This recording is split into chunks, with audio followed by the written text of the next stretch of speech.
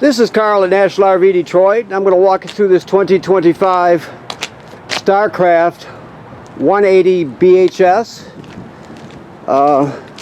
travel trailer. So this is a how-to video. It's not a floor plan video. We're just going to show you some of the features and how they work. You can see back here, this is the quick connect for the LP system. So if you want to add a grill or a griddle, it'll plug in right there with the proper LP flexible LP hose. So just remember, if you're going to purchase anything like that, get the appliances that are designed for a low pressure RV system. Okay. You have regular crank down stabilizers, power awning with LEDs, a vent for your range hood. So if you're cooking and you want to vent to the outside, this is the vent. You want to open it up here. So obviously when you're venting, you want it to be open so it vents to the outside. So that's what you have that there. Then there's some AC power here. Okay. Vent obviously for your furnace. Keep in mind when you're using your awning, you want this to be perpendicular with the trailer, the door I'm talking about, so the arm can move forward without hitting the door. So always keep that in mind, that when you're first putting it out, you want to have the door in the correct position. Okay. Now this is the kill switch for your battery right here.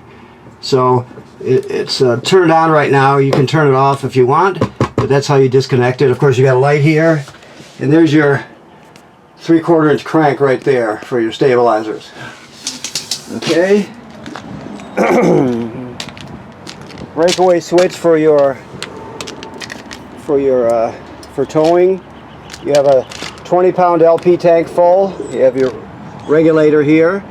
You have a deep cycle marine battery, brand new,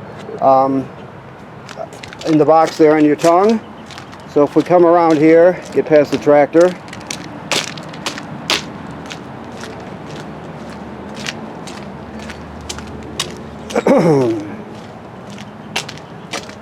your slide room is a Schwinn style slide room. So if you ever need to know that, if you refer to it, if somebody's working at you, refer to it as a Schwinn, they'll know what you're talking about.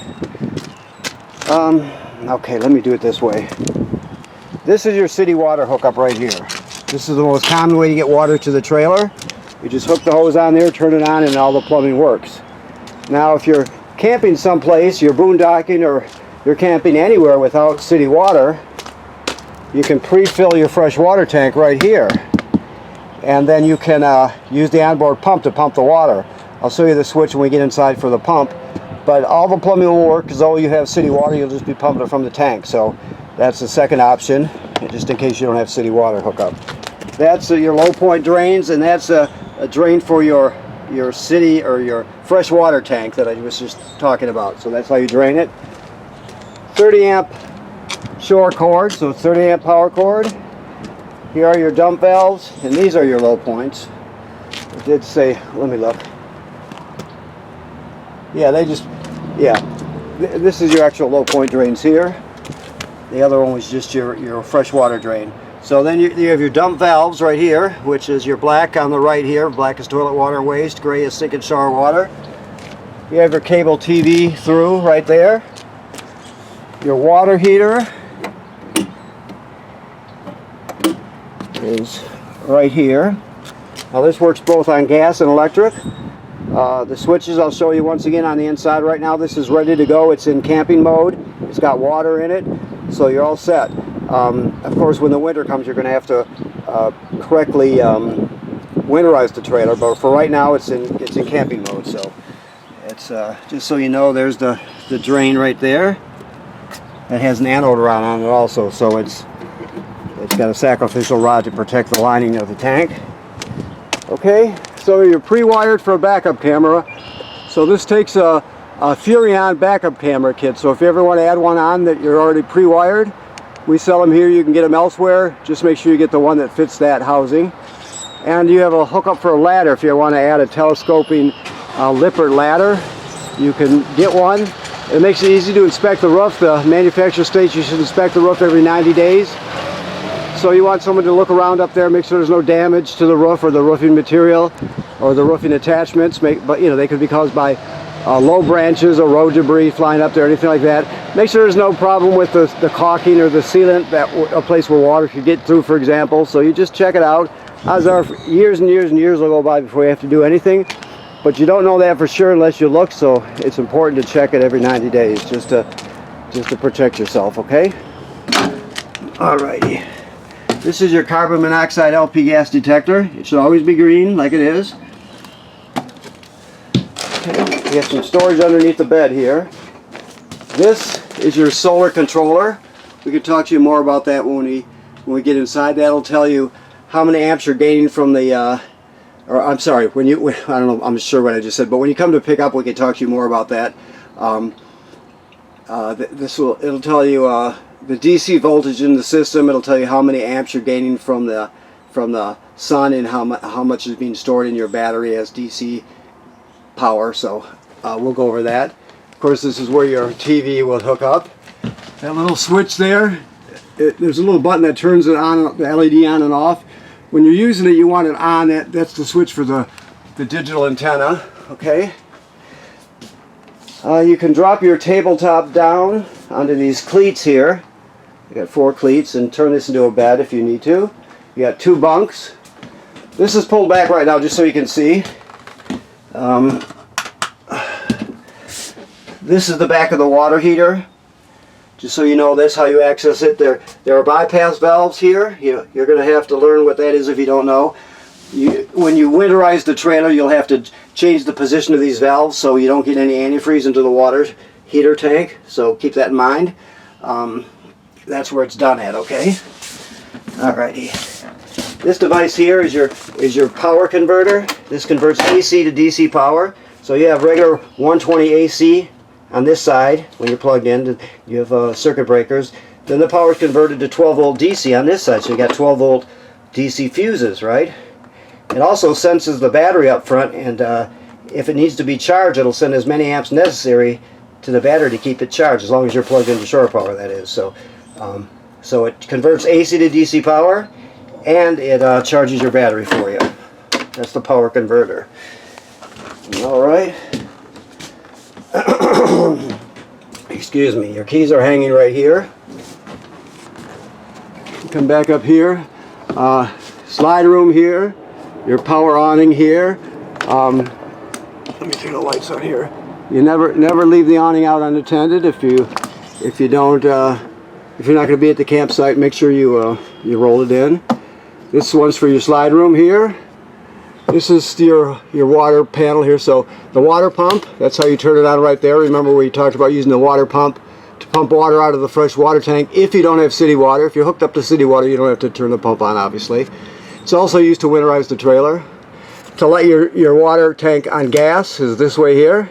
To turn on the electric heating element is this one here. Most people run the heating element while they're camping, but if they're going to take a shower, they'll kick on the gas burner too, because you get more. It just gives you more hot water before you run out. So it's generally done that way. And then you have your levels. You know, graduates up in 1/3 increments. Your battery, your fresh water, your black water, and your gray water. Okay. When it comes to your 2-burner cooktop, first you have to turn it on. Then you just turn it to whatever you want, and then you push it in to spark it. That's it. Off. So you go to the degree you want, then you're going to just push it in to spark it, hold it for a few seconds, and that's it. Okay? It's got to be turned on to do that. Always travel with the burner down, and of course never put this lid down when these are really hot. You don't want to damage it. This is your range hood. I talked about running the fan and venting to the outside. That's where that's done. You can hear it running right there. Also, you have light here for cooking. Your microwave works like any other microwave. Okay, your refrigerator. Got a refrigerator on the top. This is a 12 volt DC refrigerator, so it runs on 12 volts. Freezer. And we mentioned the 2 bunks. This is your that's your smoke detector. Thermostat is right here. You just click it once this way to turn it on, and the temperature selector is down here. Okay. And the bathroom is pretty typical of an RV bathroom. You have a GFCI here. So all the plugs in the trailer are wired through a GFCI. This one right here. So even the plug on the outside will be wired through this. So they're all GFCI protected. This is where you reset it here. So if you lose a receptacle, always think this GFCI first, okay? Sink and shower are pretty typical. There's nothing unique about them. And you have a fan, of course. The toilet has a flush pedal from the front here. And like all RV toilets, it sits right over a black tank. So when you get to the campground, you hook up your power and your water. Then you'll come in here and you'll put a dose of chemical in the bowl. Then you'll step on the pedal and hold it down till you put at least a gallon of fresh water into the tank with the chemical. Then it's ready to be used. If you don't do that, if you run it dry, it'll get clogged up. It'll just be a mess. So you always want at least a gallon of water to start off with and a dose of chemical. Okay? All right.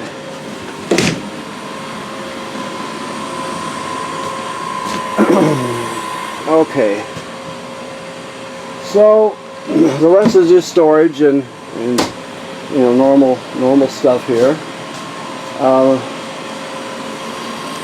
You do have a packet here somewhere. Oh, here, right here. That's all your literature for all the components in your trailer. Okay. Okay, so I want to thank you for purchasing your trailer here at National RV Detroit. Please remember what I said about inspecting the roof every 90 days. Be very careful. If you can't do it, have someone else do it. You're just staying ahead of any potential problems. People generally don't inspect their roof enough, so it's a good thing to do. And right now this has water in the system. All the antifreeze has been purged out. The water heater is in camping mode, and you're all set for the summer. Okay? Thank you.